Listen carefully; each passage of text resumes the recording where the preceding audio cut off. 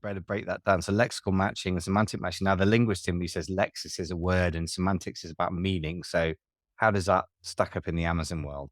Boom, you got it exact, right? So look, the traditional way of the A9 algorithm, and I'll say traditional in quotes, because lexical is really like, hey, what do you put into your listing, and whatever's in your listing, the algorithm is going to match you for that and index you for that, and then position you in search depending on how well they decide to rank you for those specific keywords, right? So if you go back historically with lexical, things like exact matching and kind of overstuffing listing with the exact matched terms was helpful. And that's started to shift dramatically over the last while. And the kind of future that they talk about in this, there's a Project Nile, which they're really talking about reinventing the search experience for customers on Amazon. It was due to kind of go live in September of this year, but they're looking at it early next year.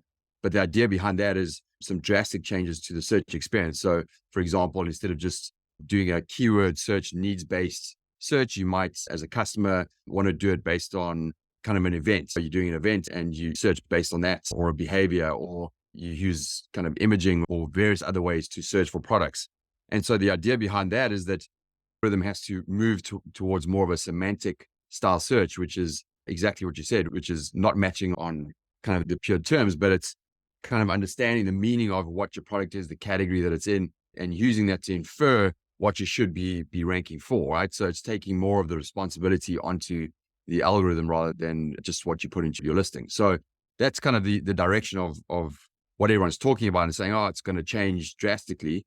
My note on that is that a lot of thought leaders are saying that. And what I would say to that is Amazon's already doing a lot of semantic matching outside of lexical matching, right? You can do it today. You could have done it 6 months ago. You can put in a term that you don't have in your listing, and you potentially might rank for that already, right? So there is some semantic search connection happening already. So it's exciting times. I think a different type of customer experience when they search is going to be helpful. And certainly I think a lot of that's going to align with Amazon's business objectives of trying to make more money.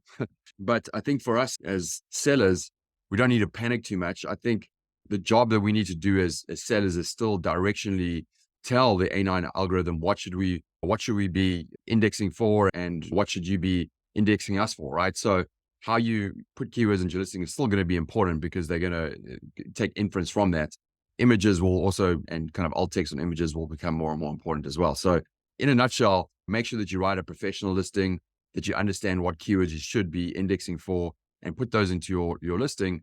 And I would lean more on broad match rather than exact match within your listing. It makes more sense. You don't have to overstuff it, and that will give the algorithm directional inference.